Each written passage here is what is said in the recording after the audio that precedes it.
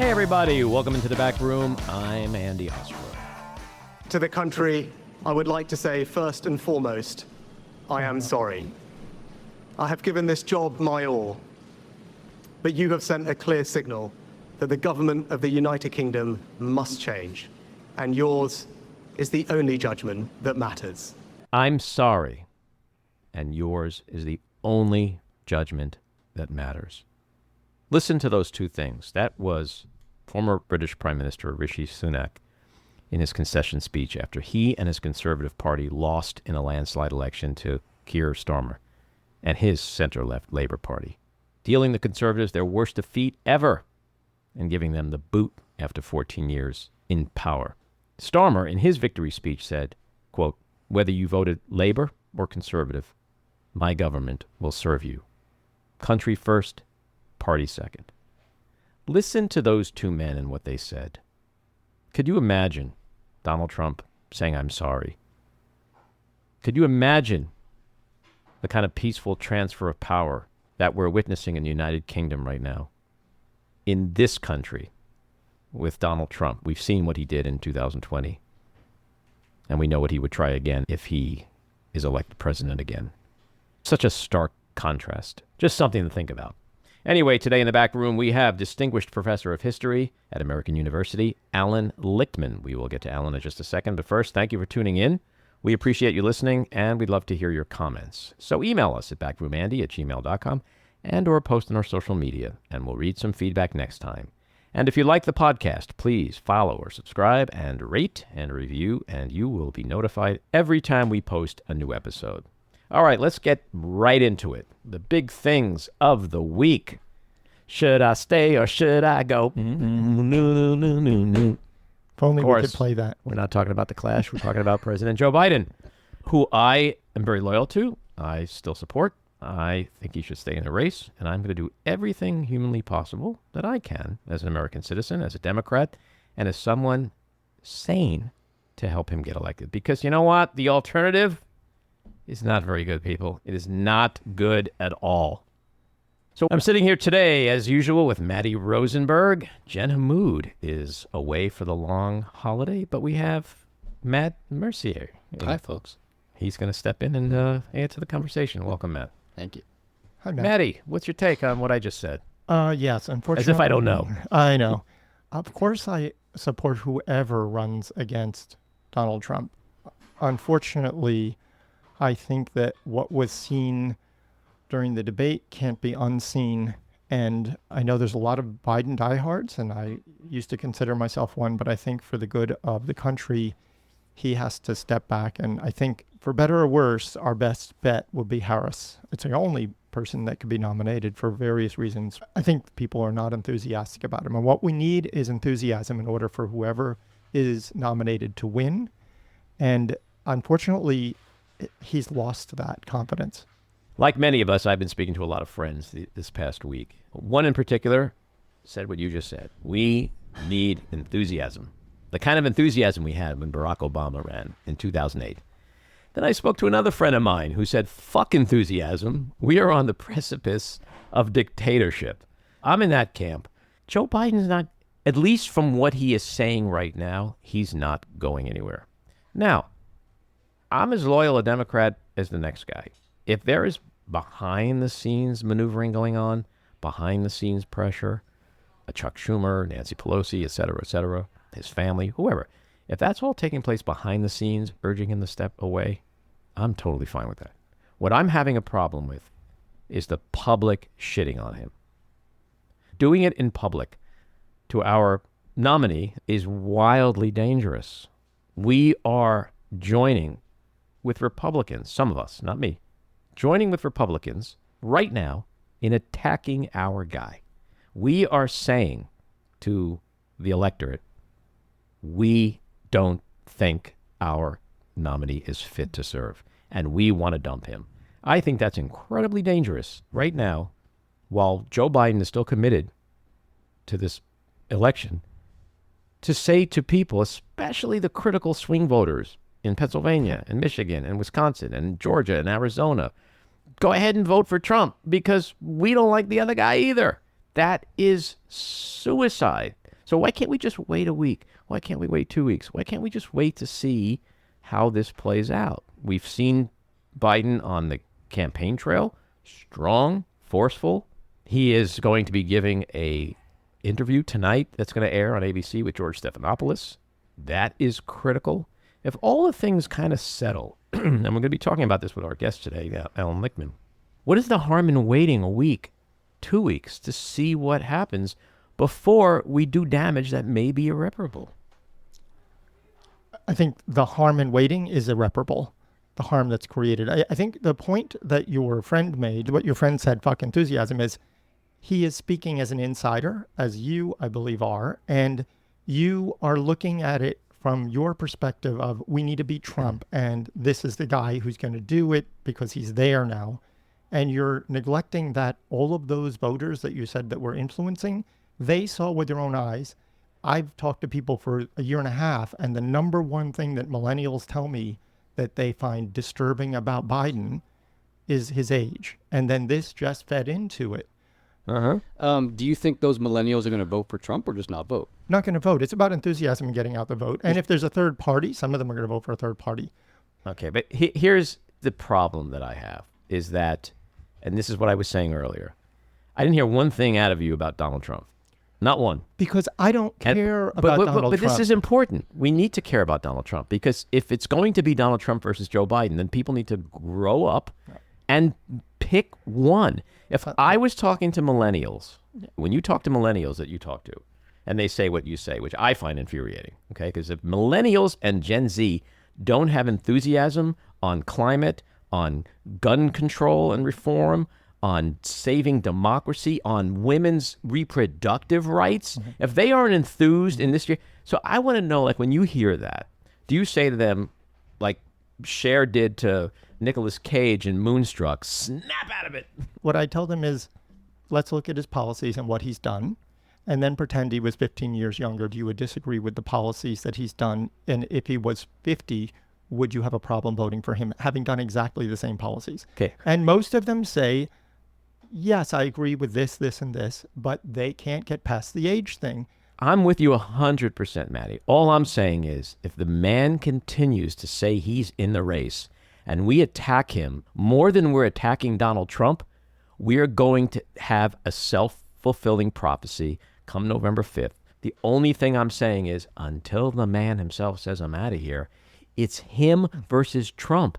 And you gotta pick one. If I'm being honest, like I remember, if I'm going back to 2020, the enthusiasm for Biden was at a low. There was no. He was making those videos in his basement and just leaning into it. Everyone's like, "How is he going to?" He never had the how enthusiasm. Is he going to? He's never had enthusiasm. People were down on him then, and I have to admit, I was like, "There's no way." He's sitting in his basement making videos. Trump's out there making fun of him sitting in the basement. I didn't think he could do it, and then he barely won, but he did. But what he does have then, and what he still has, is the ability to convince the people that he's the one person who could most likely, because he's done it before, stand between us and a dictatorship. That's what I diverge on. I don't think he has that ability anymore, and I think that to stand with him. What's changed? That's what I'm. What's changed is that debate. Almost that debate just reinforced what everyone already thought, and 72% of people now say he's too old to be. But nobody was president. calling for him to quit before the debate. No, so because the debate that just was the inciting reinforced incident. That was the But I catalyst. mean, it was catastrophic. So was it for Trump. I think the suburban women are going to come save us again. We underestimate women's anger. 2022, I had a sense of despair, and 2022 went very differently. The midterms went very differently than I thought. I feel that way now. I feel the same, like, pit in my stomach. Reproductive rights is huge. Yeah. So Donald Trump hasn't said anything. Think of what has happened since the debate.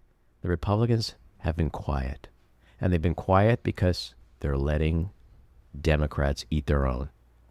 Now, just hypothetically, what if Democrats didn't eat their own in these last 8 days? What if instead they rallied behind their guy, like the Republicans are doing? The problem isn't about Democrats. The problem is the people who are not decided to vote for Biden, and they're not going to be enthusiastic about voting for him now. How do you explain the record fundraising on the grassroots level?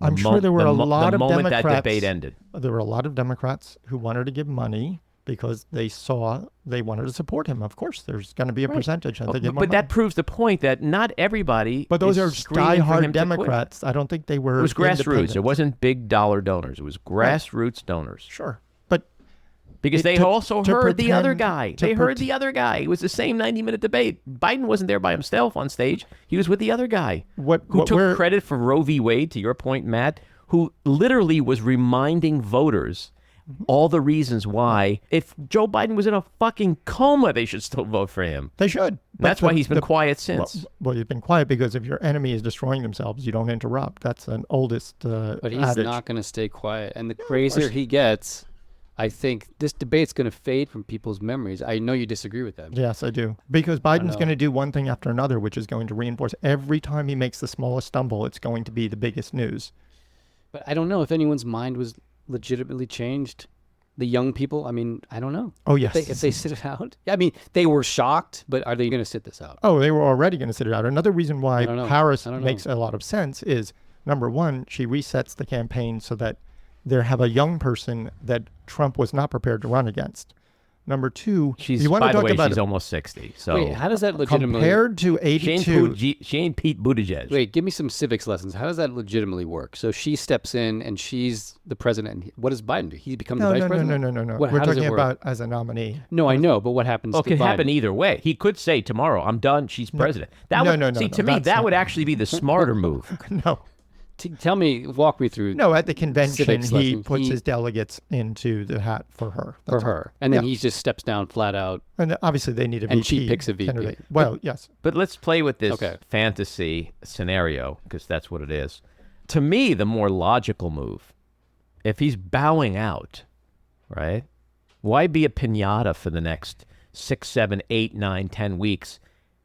Quit tomorrow. Oh, it'd be fantastic. Let her be president. Trump- Let her be actually president. So then when the election comes, everyone can see what she's been like. Because Trump- and if you have any confidence in her, you should love that. If you're afraid that, oh my God, I don't want her to step in yet because that might impact the election, then this conversation has an even deeper Oh, no, confusing it's- meaning to me. It would be actually excellent for Biden to stay in because Trump will continue to run against Biden while she can say, you're not running against Biden, you're running against me. And He's already pivoted to her. I- They all have. they haven't actually pivoted. He hasn't said anything Really? except for one comment in a golf cart. And of course, he's going to have negative things to say about anybody. Read they his think is Truth gonna win. Social post. Yes, I they're read it. they're all Sure. lining up to attack her now because Sure. they smell blood. Oh, well, they smell blood because there is blood. Denying it isn't going to help us win. She would absolutely be better on the abortion issue. She's going to be better on Gaza because she's going to bring other people in who are not voting for Biden because of his policies with Israel. That includes Gen Z. That includes part of the black population. She could actually reinvigorate the campaign. It's a reset that we could need. Well, as always, I will say that's opinion, and there's people on both sides. I'm going to go back to what Matt said before, because this is where we can kind of separate opinion from fact. Everything a lot of Democrats are saying is literally the same shit they said in 2020. They said it in 2020. The same stuff. I didn't think he's could old. He can't do it. He's weak. He's low this. He's low that. energy. He's Low low energy. energy. Same. It's the same stuff. And what did Joe Biden do?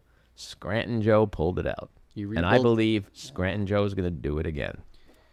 Because Trump is so extreme. If it was a younger candidate, if it was Nikki Haley, we'd be screwed. Yeah. Look, Joe Biden is old. He's slow. That debate was scary. Very scary. But we can guarantee that 2-3 days from now, Trump's going to say something like, Jeffrey Dahmer, he liked Trump. And nobody cares. Oh, really? Nobody No, cares. see, that, my friend, is where nobody's opinion has changed. I don't like The enthusiasm is the problem. And I don't see that Biden inspires enthusiasm for people to get out and vote. And that's what the polls are showing. I mean, you're dismissing, I'm not saying the polls mean anything in the long run, but right now the polls after the debate are catastrophic. I think if Biden loses anything, it's because of his Gaza. I think that's where young people are going to be like, that's like, yes, which is why Harris helps. Young people on that's where I agree. That's where I agree with you. Like, that's a myth. There's been I think- surveys done with Gen It's Z not and their number one millennials. issue.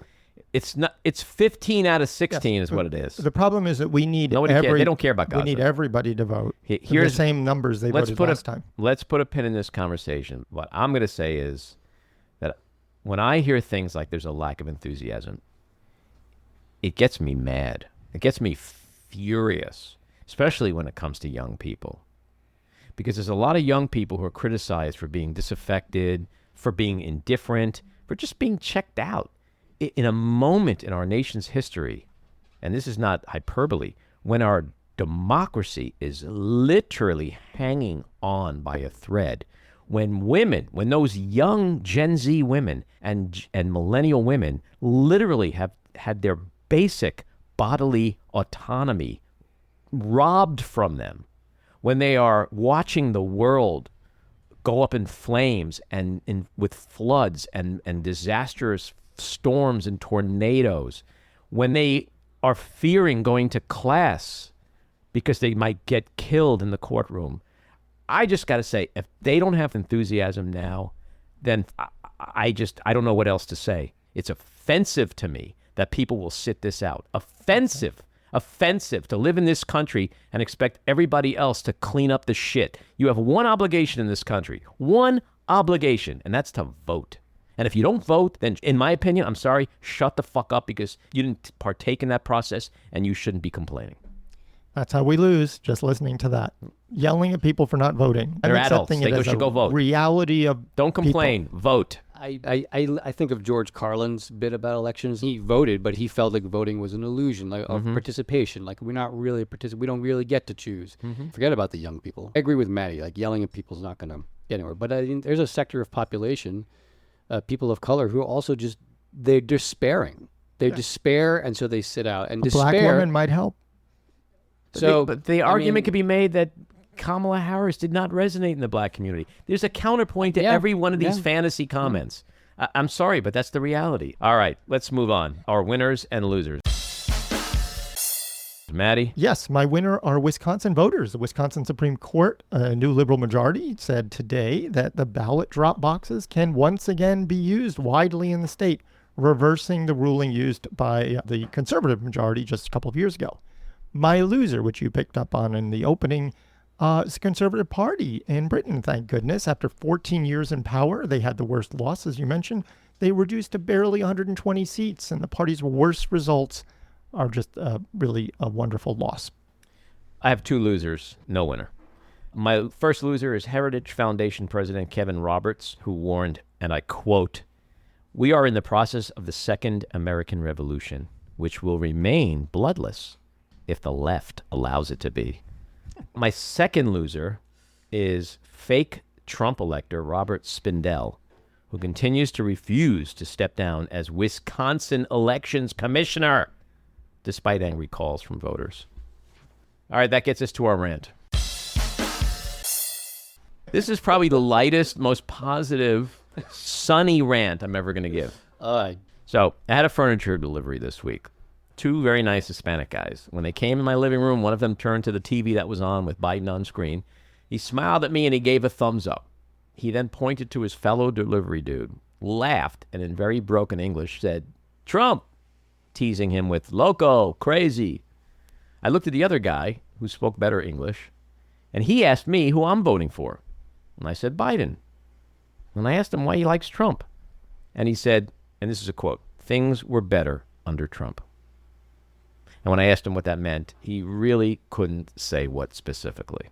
I then proceeded to have a fairly long conversation with the guy. And I told him why Trump doesn't care about the working class, about minorities, about people of color, about Trump's plan to massively round up undocumented immigrants and put them in camps and then deport them.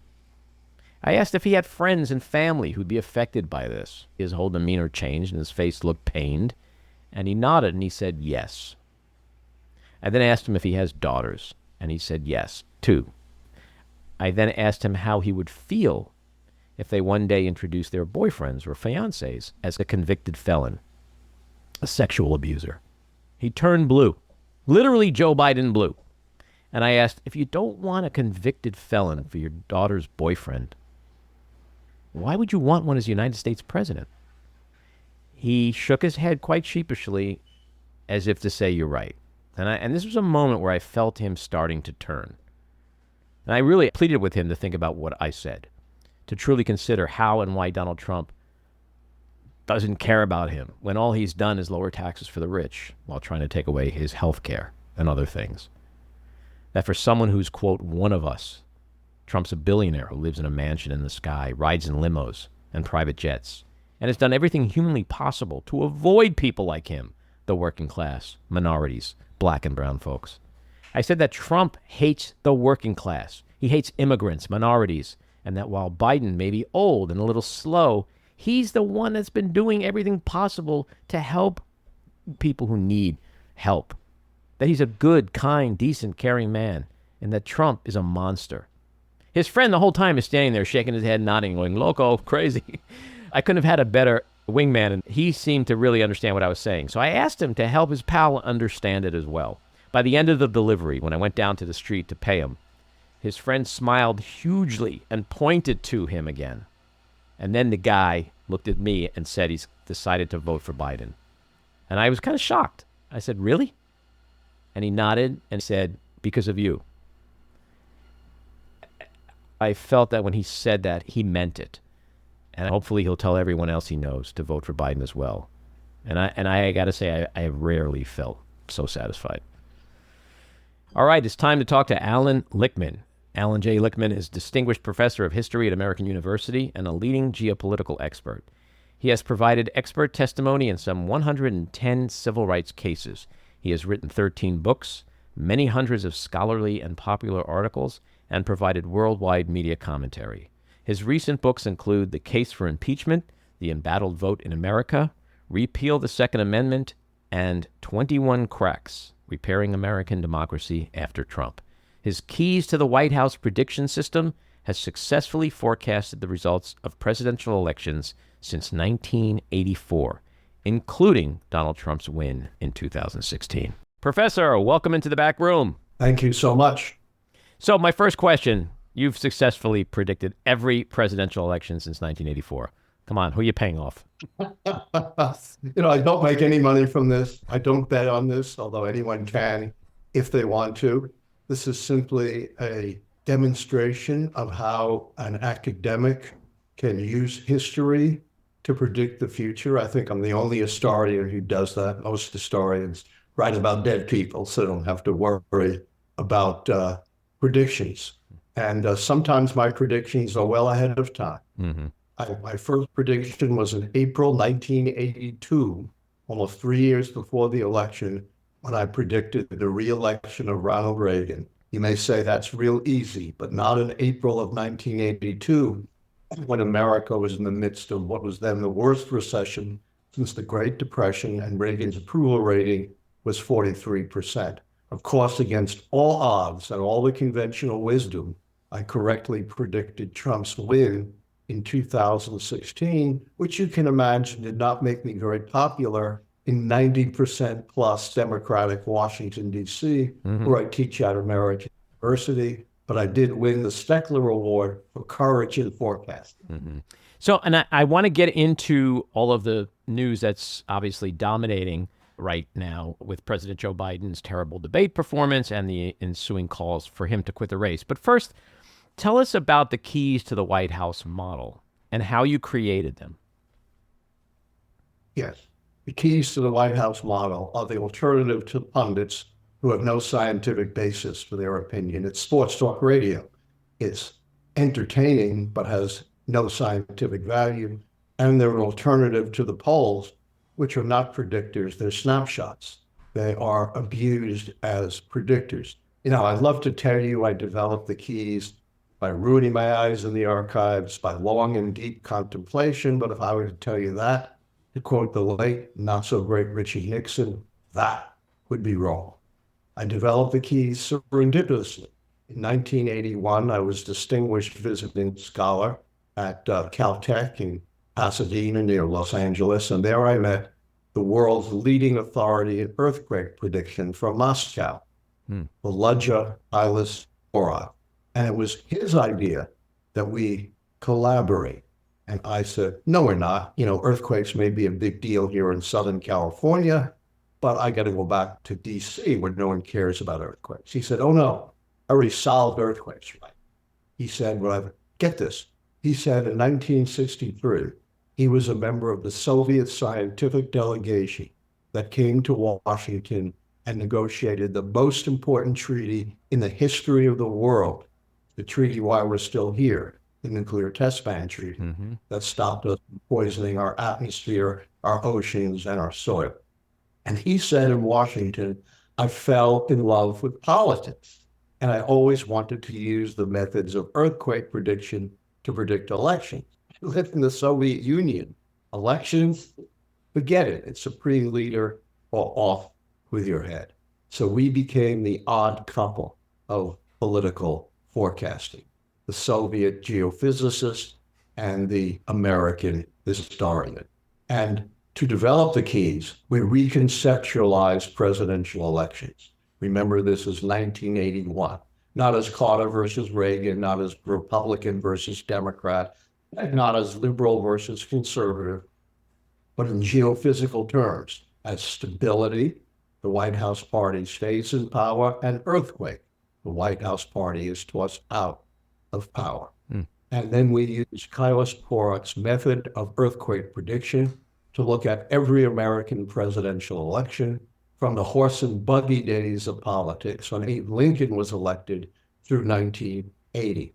And that process led to the 13 keys to the White House, which are premised on the finding that American presidential elections are votes up or down on the strength and performance of the White House party.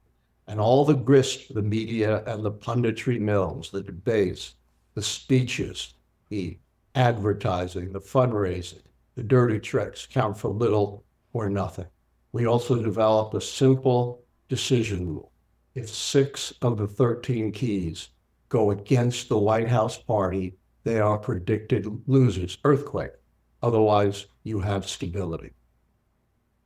And the alternative to that, the flip side to that, is if it's 5 or under, then that would indicate re-election for the incumbent president. Correct. Okay. So when I looked at these true or false statements, and I did a quick perusal and kind of tested myself, I came up with 5 or 6 false statements, which to me indicated Trump or Biden could win. It kind of just fell right on the fence. When you do this, when you go through this exercise, who are you coming up with as the winner in November? Yeah, let me preface that by saying, to answer the keys correctly, you have to read my book, Predicting the Next President, The Keys to the White House, now 2024, the 8th edition. And you can follow the keys on my live show every Thursday at 9 p.m. Eastern, and you can find it at Allan Lichtman YouTube, A-L-L-A-N. And the book carefully defines each key. They're not random. You can't be defined just by a one-pager. And they answer the question from 1860 to 2020, so the next answer has to be consistent with that history. That in mind, Biden is definitively down 2 keys at the moment. The mandate key, because the Democrats lost U.S. House seats in 2022, and the incumbent charisma key, because Biden is clearly not Franklin Roosevelt or Ronald Reagan or Teddy Roosevelt. But there are now 4 shaky keys, which I have not called, and the election will turn on those keys. Third party. And to turn the third party key, it's the only time I go with polls. I have to. RFK Jr. has to be stabilized at least 10%. Secondly, social unrest. Question is, will there be an explosion of social unrest this summer? We haven't seen it yet, but it would have to be comparable to the 1960s or the Black Lives Matter movement. And the 2 shakiest keys are foreign/military failure and foreign/military success, which are dependent upon what's going to happen in the wars in Gaza and Ukraine. And critically, we want to see whether or not the President Biden, succeeds in brokering the ceasefire and getting the hostages released. That would change the whole political context. That's why, current polls mean nothing because there's so much yet to be decided. And so you're still clearly up in the air. But if you were a gambling man, and this was Las Vegas, and I suspect if you did walk into a casino with your ability to statistically model, you'd be a pretty good card counter. So let me ask you with that as a backdrop, sitting here today, July 5th, do you have a sense of where those uncertain keys are going to land? I haven't made a final prediction. I want to make that clear because I've been misinterpreted on that. I will do so after the Democratic convention in August. And right now, I would say third party and social unrest lean in favor of the White House party, and foreign/military failure and success lean against. So a lot would have to go wrong for the Democrats to lose. That absolutely could happen.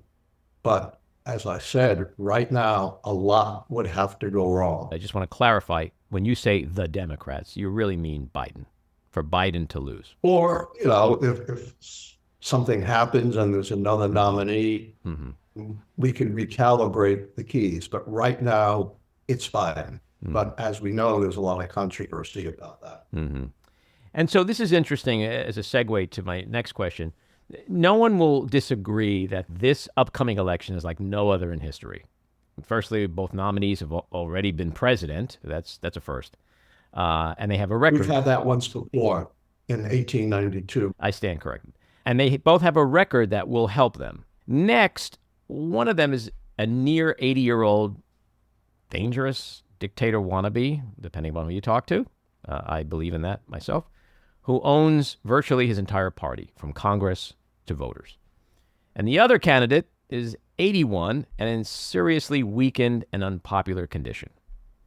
Is this possibly the year that the model hits a wall? Not because of you, but because everything is just chaotic and weird. Let me answer that. It's a great question and a legitimate one. Every 4 years, someone says to me, this is unprecedented. You got to change your keys. We have an African-American running. Never had that on a major party. We have a woman running. Never had that for a major party. We have social media. Never had that before. I have two answers.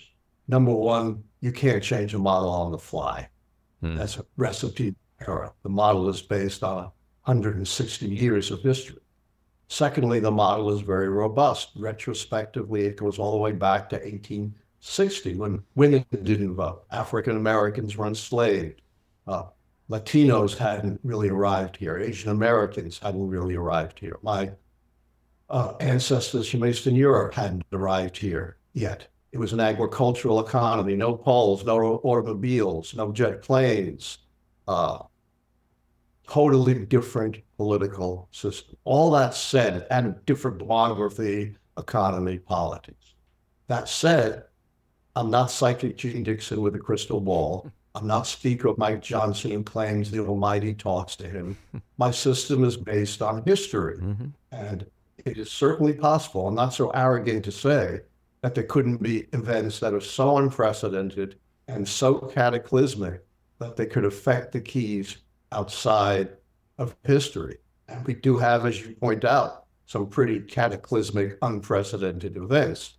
Biden 81, talk about him being diminished, all this talk about him dropping out. On the other hand, we have a candidate convicted of 34 felony counts, civilly found to have sexually assaulted, hurt, and defamed E.G. Carroll, civilly found to have been engaged in massive financial fraud, who has openly said he's going to govern as an authoritarian, who said he's going to drill, and putting our planet in peril. So we have these two, conflicting forces operating that could shake up the race unpredictably outside of the keys. Doesn't mean I'd change the keys, but as I said, I'm not so arrogant as to say nothing outside the context of the keys could affect the election. Yeah. And you left off that in a few days, he could very well name my pillow guy as his vice presidential running mate, which I think would throw the whole... That's highly unlikely, but it with that guy, you never know. So let's switch gears and talk about the disastrous debate and the subsequent calls for Biden to quit. Earlier in the week, you said that this is not only a mistake to call for him to quit, but that it could cause Democrats to lose. Do you still feel that way at the end of the week? And if so, Yes. why do you feel so Although strongly I do about have a plan. I do have a plan B. All right, look at the keys. One of the keys is incumbency. Biden checks that. Another key is party contest. Biden checks that. He was essentially uncontested. So he starts 2 keys up. 6 more, the remaining 11 would have to fall to predict his defeat. Biden is pushed out. They lose the incumbency key, and they lose the party contest key because there's no consensus successor. Every pundit, and take it for what it's worth, which isn't much, has a different favorite candidate. And by the way, the pundits and the political operatives have no idea who's electable. For years, the Democratic Party picked so-called electable candidates, Mike Dukakis in '88, John Kerry in '04, Hillary Clinton in 2016. And what do all of those candidates have in common? They all lost. Yes, and to your earlier point about polls, Mike Dukakis was up 14 points in August of that year. Exactly. And I was predicting at that time that Bush would win. And, all the pollsters and the pundits were dumping on me, saying you couldn't possibly be right. No one has ever overcome that kind of polling deficit, vastly greater than the polling deficit that Biden faces right now. Mm-hmm. Now, it is possible. I'm not an insider. I don't know what's happening inside the Democratic Party, but presume for a moment Biden is pushed out. Mm-hmm. The worst thing that can happen is if Biden simply steps aside and you have a big brawl for the party's nomination and you lose 2 keys. But forget the keys for a moment.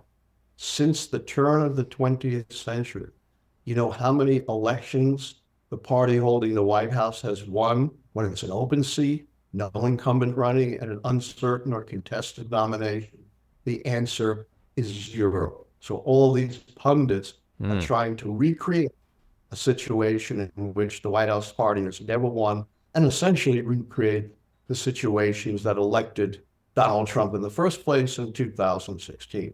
So here's my plan B if Biden is forced out.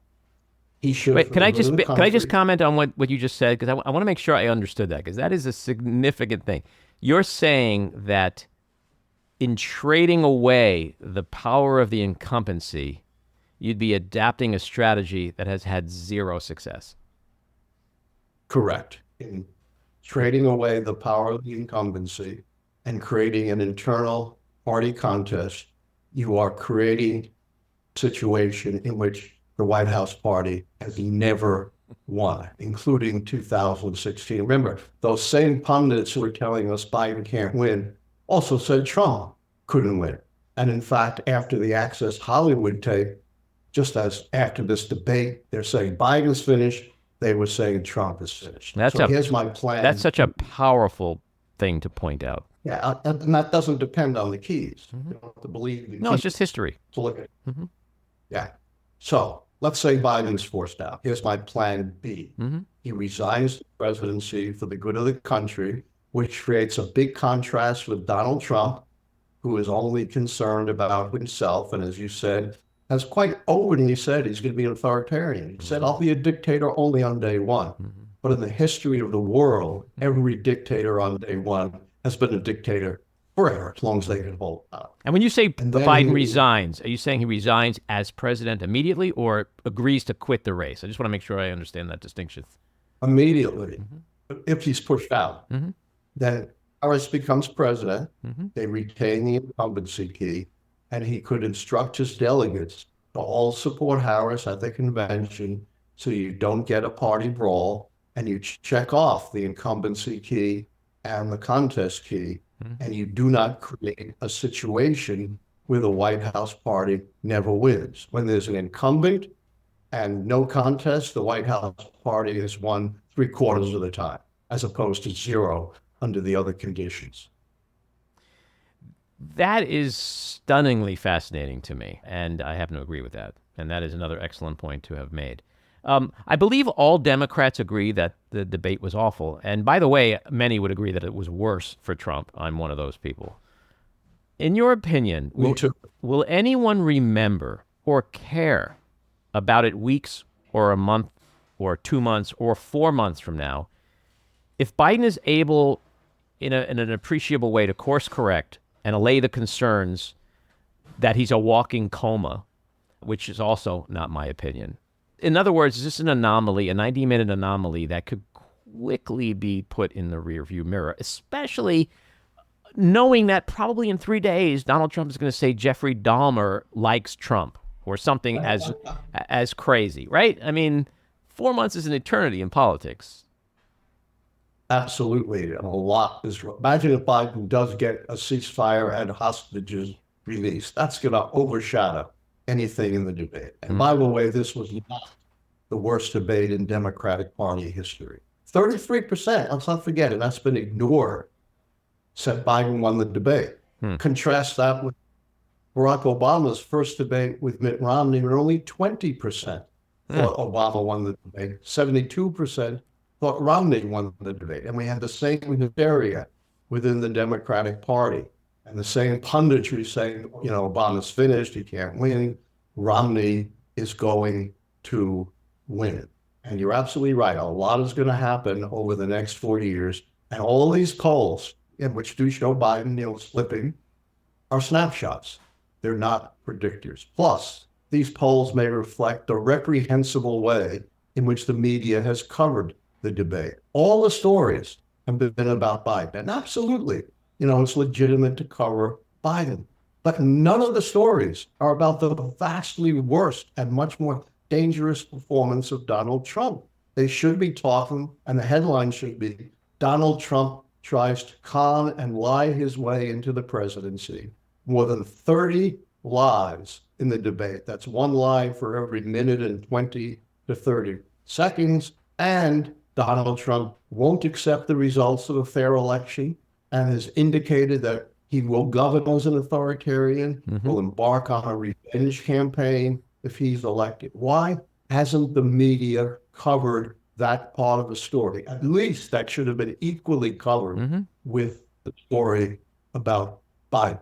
The media has been absolutely complicit with Donald Trump, not only in this instance, but look at the New York City trial. Every single day, the media covers Donald Trump coming out, ranting and raving and whining and lying about the trial. And they do that every single day, even though it's not news, even though he's doing the same thing every time, and even though the prosecution, can't come out and counter that. One of my favorite old sayings is that it's not just the evil people who wreak havoc on our world, it's the good people who don't do enough to stop them. And if Donald Trump wins, our democracy is in peril and our planet is in peril, because he said, what I want to do is drill, drill, drill, which will not only not combat catastrophic climate change, but make it so much worse. And it's no longer a theory.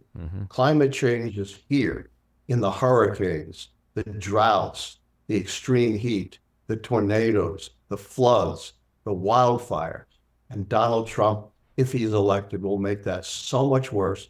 And the Supreme Court has given him carte blanche to do whatever he wants. When Richard Nixon said after Watergate, when the president does it, it's not illegal, the country erupted in outrage, including Republicans. Of course, the president is not a king, he's not above the law. The Supreme Court has now reversed that and embraced the Nixon view of the presidency. Well, it's interesting. You're obviously a man of opinion and you have partisan views, clearly. But what I appreciate about you is that your model is not. Your model is based on fact. It's either a true or false question, and you can't escape. It's the same questions that have been asked by you in this model since 1982.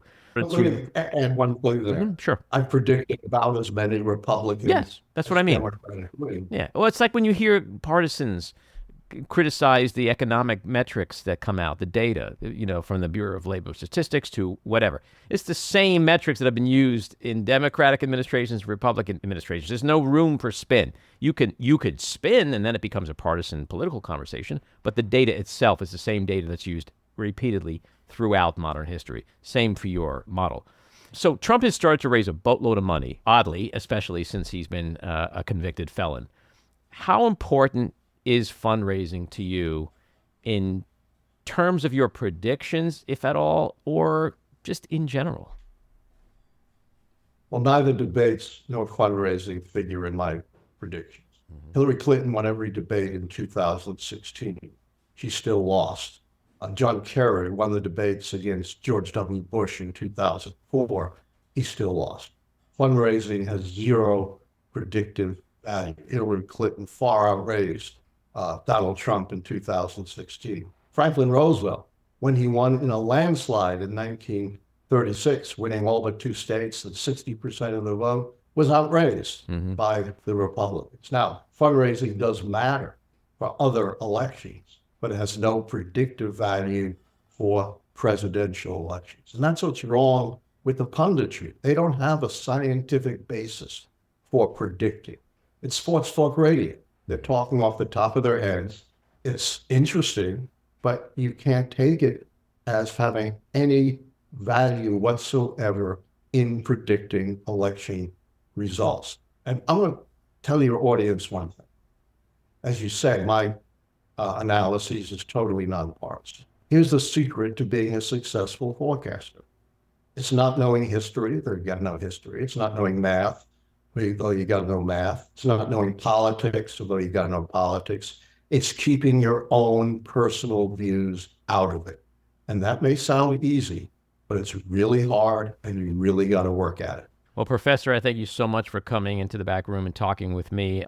You are reinforcing virtually everything I believe, and I can only speak for myself, but I'm going to be sleeping a little bit better tonight because of that. So thank you. Thank you very much, Andy. I enjoyed being on your podcast. All right, take care. Thanks. Take care. Bye-bye. This episode of The Back Room was edited and produced by me, Andy Ostroy. It was co-edited and co-produced by Maddie Rosenberg, and co-produced by Jen Hammoud. Our theme song was composed by Andrew Hollander, and our logo was designed by Cricket Langell.